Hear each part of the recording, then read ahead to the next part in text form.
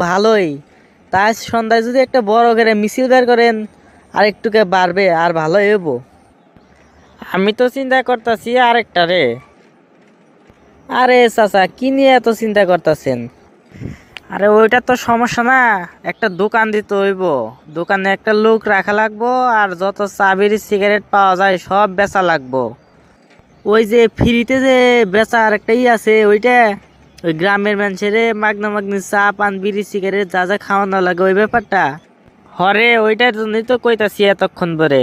এখনটার ভাই সৎ চাচা, আমি বলি কি, এই কাজটা না করলেই ভালো হয়। আমার কাছে ভালো একটা প্ল্যান আছে, যদি আপনি চান তাহলে শুনতে পারেন। আরে আরে, তাড়াতাড়ি ক কি প্ল্যান বানাইছ? আমার যা মনে হয় কি চাচা, দোকানের থেকে এক কাজ করেন, কিছু লোক জোগাড় করেন, তাদের কিছু টাকা পয়সা দেন, আর পান বিড়ি সিগারেট কিছু বিস্কিট, তারপর জর্দার কইটা এগুলা আরো নানান কিছু কিনে মানুষের বাড়িতে বাড়িতে চলেন।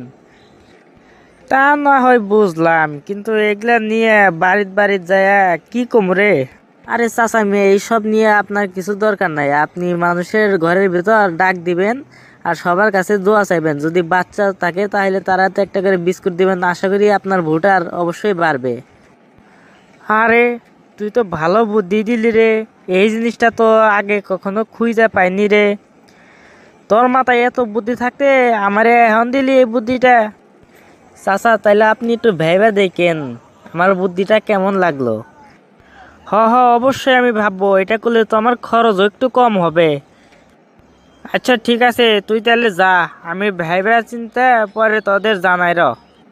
আচ্ছা ঠিক আছে, ভালো থাকেন তাইলে, এখন আমি যাই। ছেলেটা বুদ্ধি তো খারাপ দেয় নাই। আপনারা একটু কমেন্ট বক্সে জানিয়ে দেন বুদ্ধিটা কেমন লাগলো, আর আমাদের ভিডিওটা অবশ্যই কমেন্ট করবেন, লাইক করবেন, শেয়ার করবেন। এতক্ষণ আমাদের সাথে থাকার জন্য অনেক অনেক ধন্যবাদ।